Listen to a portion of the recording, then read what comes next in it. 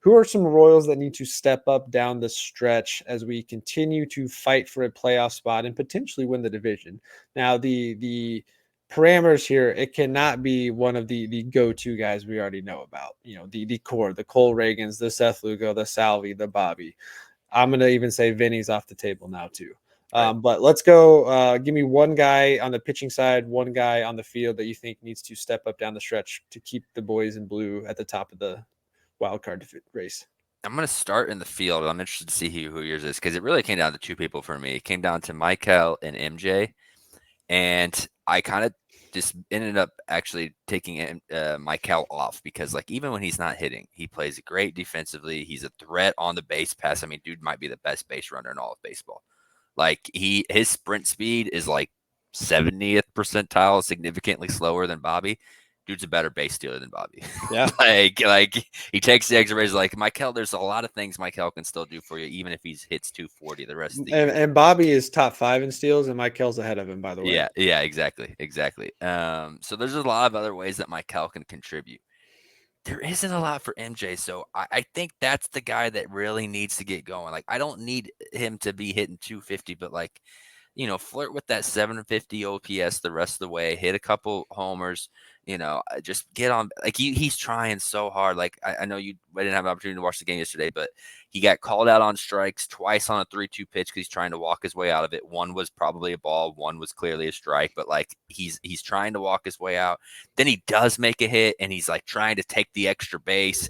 And granted, it was a great throw, but gets thrown out second. Like, he's trying so hard to contribute for this team that I just want it to click for him because, like, you see it on the guy, and I just feel for him so much. I hope that he's the guy that would lengthen the lineup so much if he can just be a threat. I think he's the obvious answer. Kyle Isbell at the bottom of the lineup has been performing adequately, if not better. So I don't think there's a lot more you can ask of him there. Hunter Renfroe, again, we haven't had to talk about him that much because he's performing well. So I think he's consistent. I really have two guys. Melendez, obvious choice. He's the first half probably biggest disappointment, or one of them, and he's capable of performing. We've seen the talent, we've seen the power, we've seen what he can do in the plate. Obviously, we know he's a more than capable outfielder defensively. But yeah, can we stop striking out as much? Can we stop starting 0-2, watching the first two pitches blow by you that are hittable, and then you swing at something poor to get back in it? Can he make an impact down the stretch? Heck, he can go 1-for-4 every game, but if that one hit is in an opportune moment, I'm fine with that. What you can't do is go up there when you got two guys on and strike out with 2 outs, or hit a soft grounder for double play. So I think he's an obvious one. My other one was Michael Massey. Again, another guy that has flirted with star power and flash there, but has either been hurt or inconsistent. I think with the addition of Paul DeJong, that potentially eats into some of his at bats. But I think it also saves him because we know he's a little bit more injury prone. So he's another one I look at because he's got the power pop potential at the bottom of the lineup, or the bottom half of the lineup.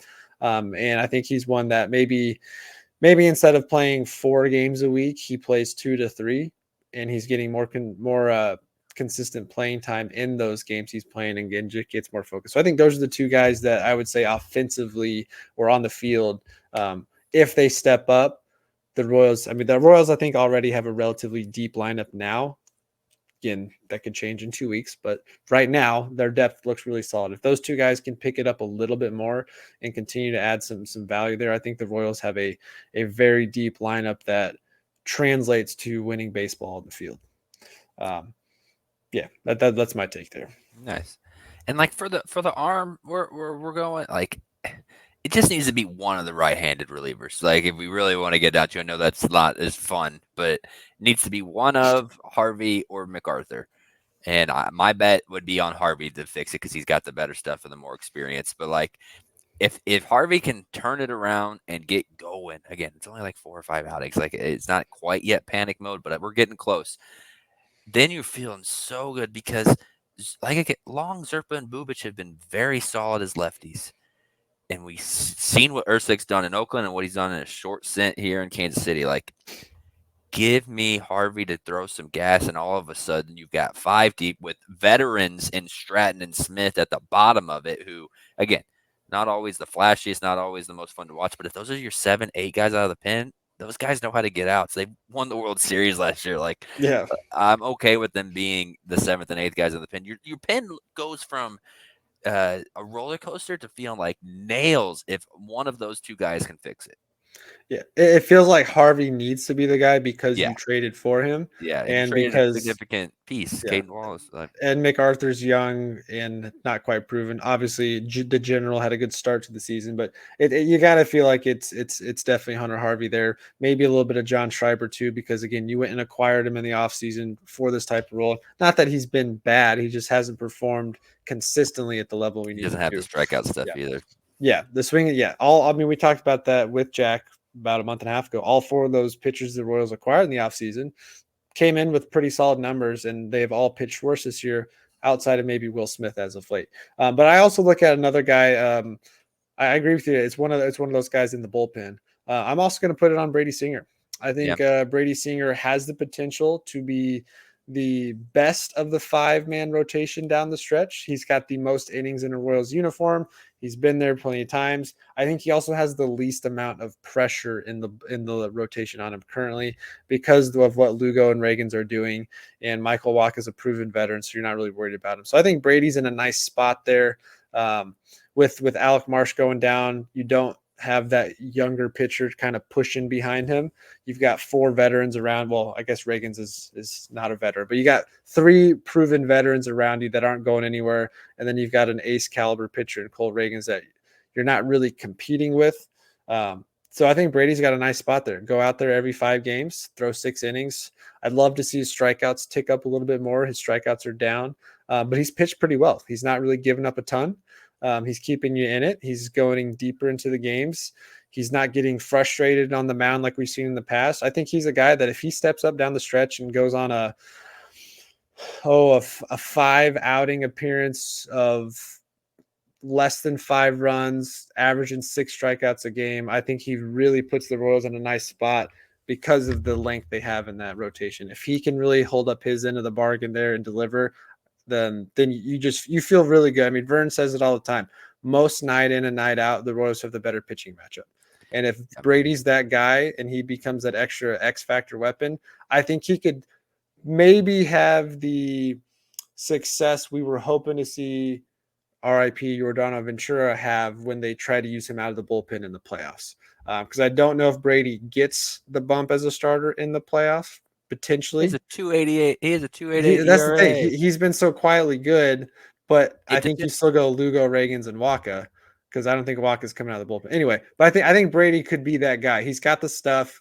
He's got the experience. He's been here a while. I'm not saying this is a prove it year for him, but this is really, hey, you've been in conversations of a piece that could get moved for something bigger in the offseason or team or a guy that teams want to go get. Go show me that value down the stretch here and just be lights out for the next 5-6 outings. Yeah, I'm really interested. I think you said this is coming out on Monday, so he'd be starting today when this episode airs. That's going to be a big start because Brady's biggest issue is getting lefties out. And every team has good lefties, but like the Twins, I'm not as worried with Brady because like Larnach and Wallner and Kepler, some of their lefties aren't quite as proven. The Red Sox, man, who he's facing today, Rafi Devers mashes. Jaron Duran is going to finish top 5 in MVP voting. Is a masher. Not a lot of you probably know who Weiler Abreu is. He's a rookie right fielder. Dude mashes like Yoshida has been having a good year. Those are all quality left-handed bats, and that's a big reason why the Red Sox rocked him the first time. Just 3 weeks ago, Brady got rocked by the Red Sox. I'm interested to see if the same is in store today. If he gets rocked again by the Red Sox, and maybe I agree a little bit more on going to the pen because the Yankees with Soto and Chisholm have a good lefties. The Orioles with Henderson, like you have to have good lefties if you're going to make the playoffs, and most of these playoff teams have. So maybe you do give Walker the start and you put Brady to the singer, Brady to the bullpen if he can't prove to get out elite lefties, which again these Yeah, playoff teams have. he's given up a 284 average to lefties. He's given up 11 of his 13 home runs have been against lefties, 17 doubles. So he's not only giving up hits, he's giving up Yeah, power the hits OPS and is high. extra base hits. OPS, yeah. I'd love his OPS if he was You're on the right. other side of the field. Right, exactly. He But yeah, he lefties he struggled. he has Um, to pitch inside, man. He has to like and and it's we've hard talked about it before with Brady. To me, the thing is, I don't know if it was him, if it was coaching staff. I know this year they've talked about how he's developing more pitches, but he really doesn't use much pitch variety. And it's great against the righties because he's coming a different angle to him. But when you're a lefty and you're seeing that ball come at you, he just doesn't have the I guess enough movement on that sinker slider. And he really doesn't utilize a fastball enough to keep a hitter honest, in my opinion. for So it's struggle when it's coming across the other side of the plate. for the lefty. It's easier to spin on the slider and the sinker comes into the barrel. Like Mhm. that's just what if he can't pitch inside, that's what it is. Like righties, harder to catch up to the sinker inside, easier to chase the slider away. Not the case with lefties. So he's got to throw that fastball a little bit more. He's got to be able to locate that sinker inside a little bit better. And like if he doesn't need to be incredible at getting lefties out, but he can't be giving up like an 860 OPS Yeah. against lefties. The funny thing is you if you take out all those numbers and you just look at his strikeout numbers, they're basically identical, lefties versus righties. Yeah, And lefties have had almost 30 more at bats, but they've also scored 17 more runs and yeah. have almost 40 more hits. So Again, yeah, lefties are eating them up, which is why I think you did go acquire a guy like Michael Lorenzen too to give you who's another option and he has that reverse can. splits. Yes. Lorenzen is better at getting lefties out because of the changeup. He's like Waka, where he's got an elite changeup. It's not quite as good as Waka's, but like he can get lefties out So because of maybe that tells us something about how they could utilize Brady in the playoffs again. I think we've talked about earlier. Him and Marsh to me profile as potentially strong mid relief playoff type pitcher against a hard righty lineup. Because you've got Lugo's been good against lefties. Ragans obviously is good against lefties. I think you've got enough there to handle lefties. But yeah, I think that's my other guy down the stretch here. But nice. I like it. um, I like it. let's wrap up there. Royals still in the playoff hunt. They're currently tied for a wild card spot, going up against a foe today that is in the wild card hunt with them. They're still a couple games out of the division. As things really heat up here down the stretch, I think it's going to get quite interesting. Despite the fact that football is on the horizon, and this time of year we're always pumped for football to come back. The Royals are in the middle of a very impressive run, coming off of some strong performances against the division. Hopefully, they can continue that against the Red Sox and continue that down the stretch here.